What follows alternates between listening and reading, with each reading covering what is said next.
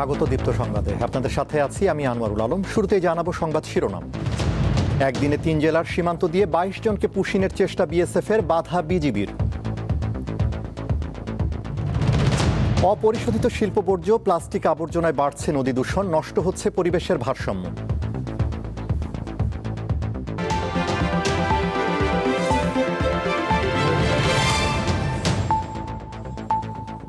এবারে বিস্তারিত। ভারতে মেডিকেল ভর্তি পরীক্ষায় প্রশ্ন ফাঁস ইস্যুতে শিক্ষার্থীদের আন্দোলনের মুখে পদত্যাগ করেছেন দেশটির শিক্ষামন্ত্রী ধর্মেন্দ্র প্রধান। শনিবার ককরোচ জনতা পার্টি ও সরকারের তৃতীয় দফা বৈঠকের কয়েক ঘন্টা আগে প্রধানমন্ত্রী নরেন্দ্র মোদীর কাছে পদত্যাগপত্র জমা দেন তিনি। সামাজিক যোগাযোগ মাধ্যম এক্সে দেয়া এক পোস্টে বিষয়টি নিজেই নিশ্চিত করেন শিক্ষামন্ত্রী। পদত্যাগকে স্বাগত জানিয়েছেন দিল্লি থেকে শুরু করে সব জায়গায় অবস্থান করা বিক্ষোভকারীরা। এটিকে গণতন্ত্রের বিজয় হিসেবে উল্লেখ করেছেন ককরোচ জনতা পার্টি সিজেপির প্রতিষ্ঠাতা অভিজিৎ দীপকে।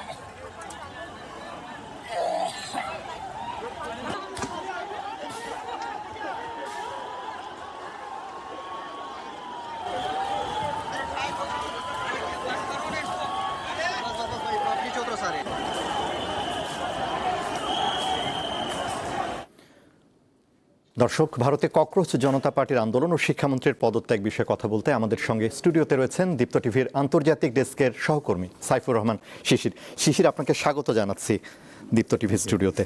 ধন্যবাদ। আজকে আমরা দেখলাম যে ভারতে যে নবগঠিত ককরোচ জনতা পার্টি, তাদের আন্দোলনের মুখে শিক্ষামন্ত্রীর পদত্যাগ। তো সরকারের এই যে নতির শিকার, কি কারণ?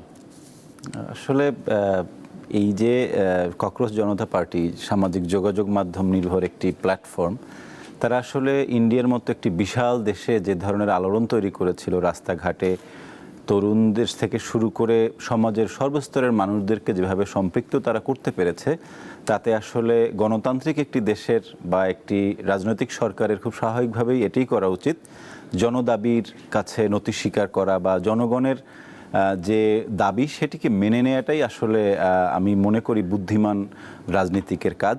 তো ভারতের যে ক্ষমতাসীন দল, তারা সেই কাজটাই তারা করেছে। আর এখানে আপনি দেখবেন যে বেশ ভালো চাপ তৈরি হয়েছিল সরকারের উপরে। আন্দোলনকারীরা বেশ সোনাম ওয়াংচুক সহ বেশ কয়েকজন সামাজিক রাজনৈতিকভাবে গুরুত্বপূর্ণ ব্যক্তি, তারা কিন্তু অনশনে বসেছেন এবং বেশ টানা লম্বা সময় ধরে তারা এই কাজটি করেছেন। এবং ভারতের বিভিন্ন সেলিব্রিটি, বিভিন্ন বিরোধী দলগুলো, কংগ্রেস সহ বিভিন্ন বিরোধী দল, রাজ্যের বিরোধী দল, তারা এই আন্দোলনকারীদের প্রতি সমর্থন দিয়েছে। সুতরাং স্বাভাবিকভাবেই একটি ক্ষমতাসীনদের জন্য একটি চাপ ছিল। সামাজিক যোগাযোগ মাধ্যমে আকস্মিক জন্ম নেয়, আমরা যদি বলি যে ভারত মানে ককরোচ জনতা পার্টি, তো তাদের এত জনপ্রিয়তা, মানে এর কারণটা কি? এত অল্প সময়ে যদি বলি। আসলে বর্তমান যুগটা তো আপনি জানেন যে সামাজিক মাধ্যমে আসলে খুব দ্রুত সবকিছু খুব সবাইকে রিচ করাটা অনেক সহজ, এটি একটি বিষয়। এবং সামাজিক তাদের যে নামটি তারা দিয়েছে, ব্যবহার করেছে ককরোচ, এটিও খুবই ইন্টারেস্টিং। যে যিনি পদত্যাগ করলেন শিক্ষামন্ত্রী, তারই একটি মন্তব্যকে কেন্দ্র করে তারা নিজেদেরকে তেলাপোকা বা ককরোচ বলছে, কিন্তু এটি কিন্তু তরুণদের মনে বেশ হিট করেছে, এটি একটা ব্যাপার। দ্বিতীয়ত, সামাজিক মাধ্যমে তারা তাদের বিভিন্ন প্রচারণা, ডিজিটাল বিভিন্ন প্রচারণার মাধ্যম তারা ব্যবহার করেছে। এবং ভারতের এই মুহূর্তে যে প্রধান যে সমস্যাগুলো, প্রশ্নপত্র ফাঁস, বেকারত্ব, এই জাতীয় বিষয়গুলো নিয়ে তারা কথা বলেছে, একাধিকবার একাধিক পোস্ট করেছে, তারা প্রচুর কথা বলেছে, জনমত তৈরি করেছে। এইগুলো আসলে মূলত তাদেরকে সমর্থন জোগাড় করতে সাহায্য করেছে। এবং আপনি জানেন যে এই প্ল্যাটফর্মটি সামাজিক যোগাযোগ মাধ্যমে প্রতিষ্ঠা হওয়ার মাত্র 2 দিনের মাথায় 90 লাখ তাদের ফ্যান ছাড়িয়ে গিয়েছে, 90 লাখের সংখ্যা। তো এরকম বেশ কিছু কারণে আসলে মানুষের মধ্যে, তরুণ থেকে শুরু করে সকল শ্রেণী পেশার বয়সের মানুষের মধ্যে ককরোচ জনতা পার্টি একটি ইমপ্রেস করতে পেরেছে সবাইকে, আমি বলবো। একেবারে শেষ প্রশ্ন যদি আপনাকে করি যে ভারতের রাজনীতি এবং সমাজে এই যে ককরোচ জনতা পার্টির এই যে উত্থান আসলে এটা কি বার্তা দিচ্ছে আসলে? বেশ কিছু বার্তা এখানে দিচ্ছে। প্রথমত যে রাজনীতি যারা করছে, সরকার যারা চালাচ্ছে, তাদেরকে আসলে জনগণের কথা, তরুণদের কথা শুনতে হবে। এটি একটি প্রধান বার্তা। এবং এই যে আনএমপ্লয়মেন্ট, বেকারত্ব বা হচ্ছে যে এই যে প্রশ্ন ফাঁস, এই যে সমস্যাগুলোকে আসলে বছরের পর বছর দেখেও যে না দেখার ভান করে থাকার যে একটা ব্যাপার ছিল, এটি আসলে করা যাবে না। কথা শুনতে হবে এবং জনমত যেটা, মানুষের যে বক্তব্য, মানুষের যে কথা, সেটিকে শুনতে হবে। এবং নিশ্চয়ই আশেপাশের গত 2-3 বছরে আশেপাশের ভারতীয় উপমহাদেশের একাধিক দেশে এই ধরনের ঘটনা ঘটেছে। সেই দৃষ্টান্ত তাদের সামনেও ছিল, সামনেই আছে। সব মিলিয়ে আসলে তরুণদের কথা সেটি শুনতে হবে। বা মানুষ যে আসলে ইনসাল্ট যখন মানুষকে করা হয়, সেই ইনসাল্ট মানুষ যে ভালোভাবে নেয় না, কিংবা সেই ইনসাল্ট থেকে যে বিদ্রোহ তৈরি হতে পারে, সেই বিষয়টিও আসলে শাসক শ্রেণীর মাথায় রাখা দরকার। জি, অসংখ্য ধন্যবাদ সাইফুর রহমান শিশির আমাদের সাথে আলোচনায় যোগ দেওয়ার জন্য। তৈরি পোশাক শিল্পের পর সেমিকন্ডাক্টর শিল্প বাংলাদেশের জন্য আরেকটি সম্ভাবনাময় অর্থনৈতিক গন্তব্য হতে পারে বলে মন্তব্য করেছেন প্রধানমন্ত্রী তারেক রহমান। রাজধানীতে 2 দিনব্যাপী সেমিকন্ডাক্টর জাতীয় সম্মেলনের উদ্বোধন শেষে তিনি বলেন, 2030 সালের মধ্যে বাংলাদেশ সেমিকন্ডাক্টর শিল্প থেকে রপ্তানি আয়ের লক্ষ্যমাত্রা পূরণে সক্ষম হবে।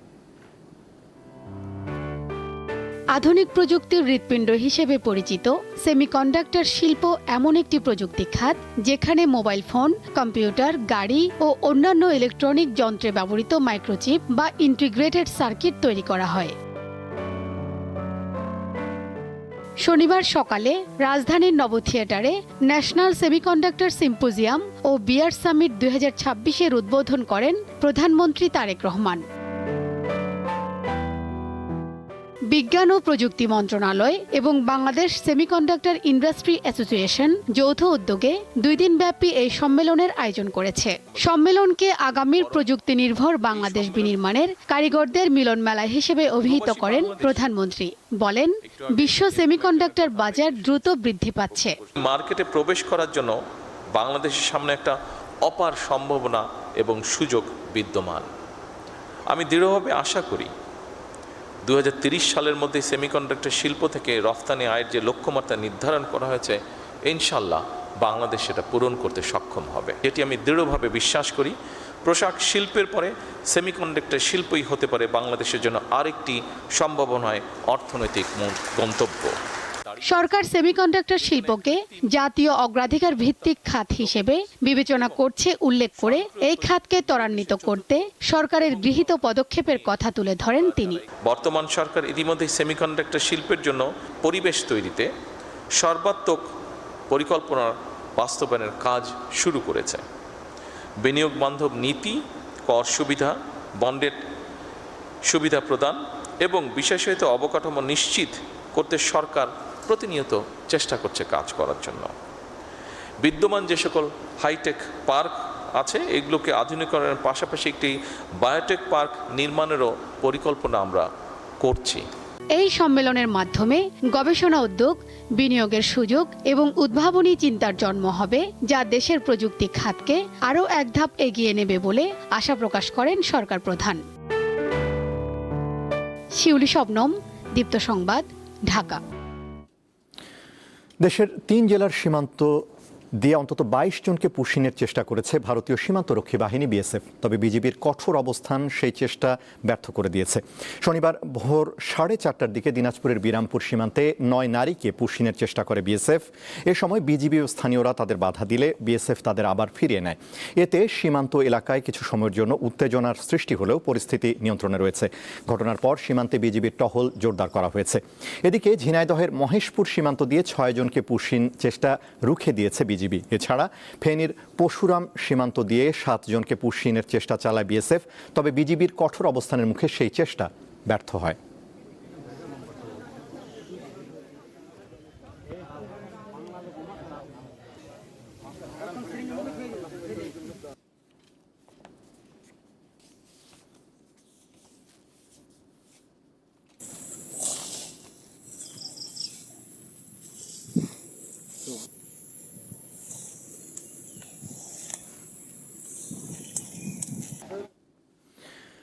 আগামী ২৮ জুলাই বিশ্ব প্রকৃতি সংরক্ষণ দিবস। প্রাকৃতিক সম্পদ সংরক্ষণ, উদ্ভিদ ও প্রাণী জগতের সুরক্ষা, জীববৈচিত্র্য হ্রাস ও দূষণের মতো পরিবেশগত হুমকি সম্পর্কে সচেতনতা বাড়াতে এ দিনটি পালন করা হয়। বাংলাদেশের প্রাণ প্রকৃতি নিয়ে দীপ্ত সংবাদ ধারাবাহিক প্রতিবেদন প্রচার করছে। আজ থাকছে নদী দূষণ নিয়ে প্রতিবেদন।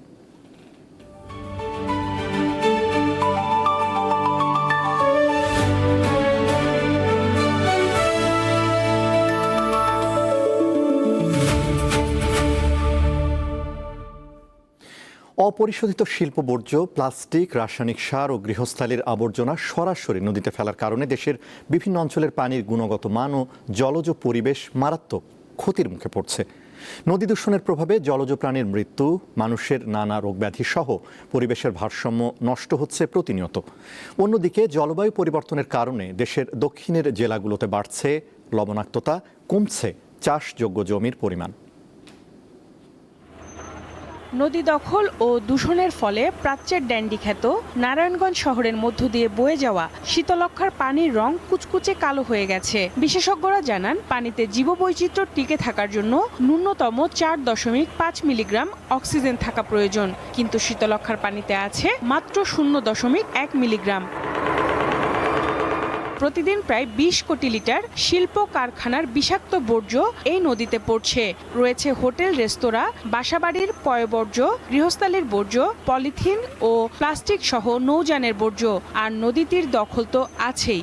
আমরা ছোটবেলায় যখন দেখতাম তখন সুপেয় ছিল, তখন খুব ভালো ছিল পানি। কারণে বিভিন্ন বজ্র পড়ছে, যার কারণে পানিটা দূষিত হচ্ছে। আর এই পানি নিষ্কাশন করে দিব, গার্মেন্টসের ট্যাঙ্কের পানি নিষ্কাশন করে ছাড়বো এটা ভিতরে, যাতে এটা পানি পরিষ্কার থাকে। পরিবেশবিদ ও নগর পরিকল্পনাবিদরা বলছেন, দূষণ রোধে অপরাধী প্রতিষ্ঠানগুলোকে চিহ্নিত করে আইনের আওতায় আনার কোনো বিকল্প নেই। চতুর্দিকে যদি আমরা ইটিপিটাকে সেন্ট্রাল ইটিপি করে ফেলতে পারি নদী পথে, তাহলে কিন্তু শীতলক্ষ্যার উপর কোনো প্রভাব পড়ে না। এদিকে জলবায়ু পরিবর্তনের প্রভাবে দক্ষিণের জনপদ বরগুনায় লবণাক্ততা বাড়ছে। এতে ব্যাহত হচ্ছে কৃষিকাজ, কমছে চাষযোগ্য জমির পরিমাণ ও জমির উর্বরতা। প্রতি বছর বেড়িবাঁধ ভেঙে বহু এলাকা লোনা পানিতে তলিয়ে যায়, ফলে লবণাক্ততার পরিমাণ দিন দিন বাড়ছে। সেই সাথে কমছে চাষযোগ্য কৃষি জমি। সেচের জন্য খাল বিলে মিলছে না পর্যাপ্ত পানি, সংকট রয়েছে সুপেয় পানিরও। আর বাপদাদার আমল থেকে যা দেখছি, 3টা ফসল দিত, তো কৃষি খরচ হইতো, বদলার পয়সা হইতো। এখন তো স্যার এই লবণাক্ত পানিতে আমাদের কৃষি হয় না। 2 সিজনের, এক সিজনে খরা আর এক সিজনের বৃষ্টি, কিন্তু খরার সময় দেখা গেছে বৃষ্টি হইতেছে, এমন বৃষ্টি ফসল নষ্ট হয়ে যায়। এই সমস্যার দ্রুত সমাধান না হলে খাদ্য নিরাপত্তা ঝুঁকির মধ্যে পড়তে পারে মনে করেন বিশেষজ্ঞরা। সঞ্জিদা প্লাবনী, দীপ্ত সংবাদ, ঢাকা। এবারে কেওয়াই স্টিল চট্টগ্রাম সংবাদ।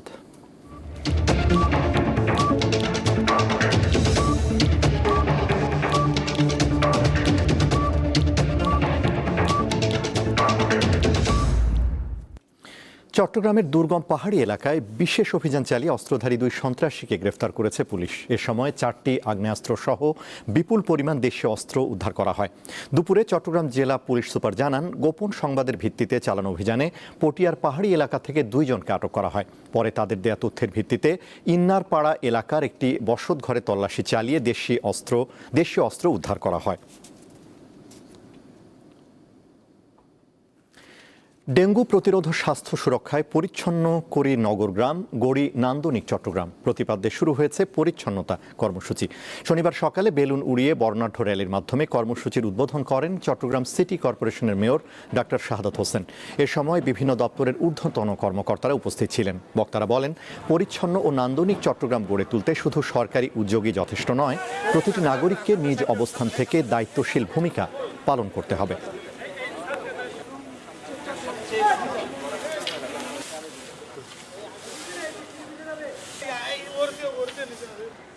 একটা clean green healthy safe city গড়া এবং চট্টগ্রাম গড়ার লক্ষ্যে নিয়ে আজকে আমরা কাজ করে যাচ্ছি এবং আমরা মনে করি এইভাবে যদি আমরা শহরটাকে সুন্দর রাখতে পারি, জেলাগুলোকে সুন্দর রাখতে পারি, তাহলে পরে আমরা একটা সুন্দর ভবিষ্যৎ আমরা তৈরি করে দিতে পারবো। দুর্যোগ ও মানবিক সংকট মোকাবেলায় আন্তর্জাতিক মানদণ্ড অনুযায়ী কার্যকর কর্মসূচি বাস্তবায়নে প্রকাশিত হয়েছে স্ফিয়ার বাংলা হ্যান্ডবুক 2018। শনিবার সকালে বাংলাভাষী মানবিক কর্মী, সরকারি কর্মকর্তা এবং সংশ্লিষ্ট অংশীজনদের জন্য হ্যান্ডবুকটির মোড়ক উন্মোচন করা হয়। এতে প্রধান অতিথি ছিলেন দুর্যোগ ব্যবস্থা অধিদপ্তরের মহাপরিচালক রেজওয়ানুর রহমান। এছাড়া জাতিসংঘের আবাসিক সমন্বয়কারী ক্যারল ফ্লোর, এসমেরেজনিয়াক সহ দেশীয় ও আন্তর্জাতিক বিভিন্ন উন্নয়ন সহযোগী প্রতিষ্ঠানের ঊর্ধ্বতন কর্মকর্তারা উপস্থিত ছিলেন। অনুষ্ঠানে বক্তারা বলেন, দুর্যোগকালীন মানবিক সহায়তা ও জবাবদিহি নিশ্চিত করতে হ্যান্ডবুকটি গুরুত্বপূর্ণ ভূমিকা রাখবে এবং মানবিক সংগঠনগুলোকে আরও কার্যকর করবে। বাবা ও ছেলেকে ছুরিকাঘাতের অভিযোগ উঠেছে কুষ্টিয়া রেলওয়ে স্টেশনের এক কর্মীর বিরুদ্ধে। এ ঘটনায় স্থানীয়দের আন্দোলনের মুখে 2 ঘন্টা বন্ধ থাকে ট্রেন চলাচল। প্রত্যক্ষদর্শীরা জানান, শনিবার বেলা 12:30টার দিকে সদর উপজেলার কোর্ট স্টেশনে এসি কেবিনে ওঠা নিয়ে বাক বিতণ্ডার শুরু হয় ট্রেনের এক কর্মীর সাথে। এক পর্যায়ে বাবা ও ছেলেকে ছুরি দিয়ে আঘাতের অভিযোগ ওঠে ওই কর্মীর বিরুদ্ধে। পরে ট্রেনের অন্য যাত্রীরা ট্রেন আটকে রেখে বিক্ষোভ শুরু করে। এতে ঢাকা থেকে খুলনাগামী সুন্দরবন এক্সপ্রেস ট্রেন প্রায় 2 ঘন্টা বন্ধ থাকে। খবর পেয়ে সদর উপজেলা নির্বাহী কর্মকর্তা এবং অতিরিক্ত পুলিশ সুপার ঘটনাস্থলে পৌঁছে পরিস্থিতি নিয়ন্ত্রণে আনেন। ঘটনার তদন্ত করে প্রয়োজনীয় ব্যবস্থা গ্রহণের আশ্বাসে অবরোধ প্রত্যাহার করে বিক্ষোভকারীরা।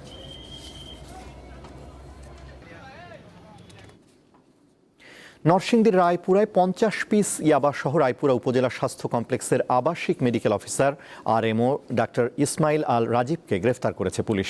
শুক্রবার সন্ধ্যায় উপজেলার তুলাতলি মোড় থেকে তাকে আটক করা হয়।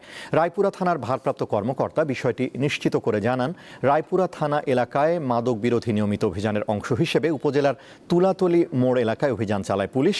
এ সময় রাজীব নামের ওই চিকিৎসককে আটক করা হয়। পরে তল্লাশি চালিয়ে তার কাছ থেকে ইয়াবা উদ্ধার করা হয়।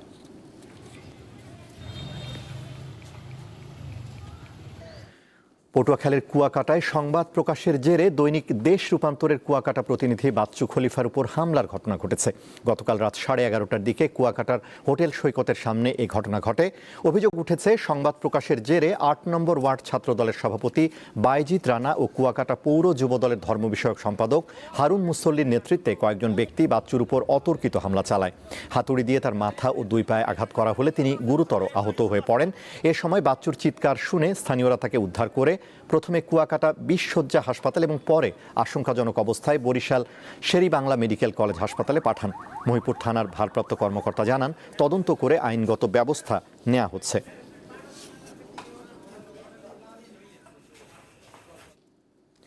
ঢাকার ধামরায় একাধিক গাড়ির সংঘর্ষে 2 মোটরসাইকেল আরোহী সহ 3 জন নিহত হয়েছে। সকালে ইসলামপুরে ঢাকা আরিচা মহাসড়কে এই দুর্ঘটনা ঘটে। নিহতরা হলেন মানিকগঞ্জ দেবেন্দ্র কলেজের শিক্ষার্থী অনিক সাহা ও সুজয় সাহা। অপরজনের পরিচয় পাওয়া যায়নি। পুলিশ জানায়, ঢাকা থেকে মানিকগঞ্জগামী একটি যাত্রীবাহী বাস ঢাকা আরিচা মহাসড়কের ইসলামপুর এলাকায় বিকল হয়। সেটি দেখে পেছনে থাকা একটি প্রাইভেট কার হঠাৎ ব্রেক করে। এতে প্রাইভেট কারের পেছনে থাকা একটি কাভার্ড ভ্যান ও তার পেছনে থাকা 2টি মোটরসাইকেল নিজ নিজ গতি কমিয়ে ফেলে। সেই মুহূর্তে পেছন থেকে দ্রুত গতিতে আসা স্বাধীনতা পরিবহনের একটি মিনি বাস মোটরসাইকেল দুটিকে ধাক্কা দেয়।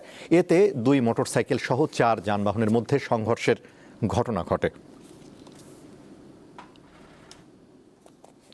হবিগঞ্জের চুনারুঘাটের দেউন্দির চা শ্রমিক আশালতা গোয়ালার উপর নৃশংস হামলার ঘটনায় জড়িতদের দ্রুত গ্রেফতার ও দৃষ্টান্তমূলক শাস্তির দাবিতে মানববন্ধন করেছেন চা শ্রমিকরা। শনিবার দুপুরে দেউন্দি চা বাগানের ফ্যাক্টরির সামনে মানববন্ধনে বিপুল সংখ্যক চা শ্রমিক অংশ নেন। বক্তারা বলেন, আশালতা গোয়ালার উপর নৃশংস হামলার ঘটনায় দায়ীদের দ্রুত আইনের আওতায় এনে দৃষ্টান্তমূলক শাস্তি নিশ্চিত করতে হবে। তারা অভিযোগ করেন, এ ধরনের বর্বরোচিত ঘটনার সুষ্ঠু বিচার না হলে শ্রমিকদের মধ্যে নিরাপত্তাহীনতা বাড়বে।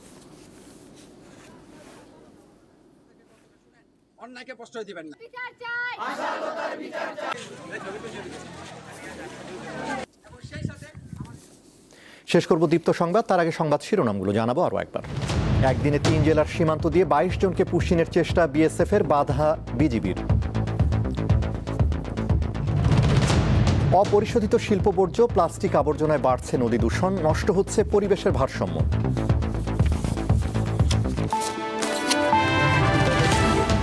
এই ছিল এখনকার মতো। আমাদের পরবর্তী দীপ্ত সংবাদ সন্ধ্যা 6:40 দেখার আমন্ত্রণ। এছাড়া আরও তথ্য বিনোদনের খবর পেতে যুক্ত থাকুন দীপ্তর ডিজিটাল প্ল্যাটফর্মগুলোতে। ধন্যবাদ।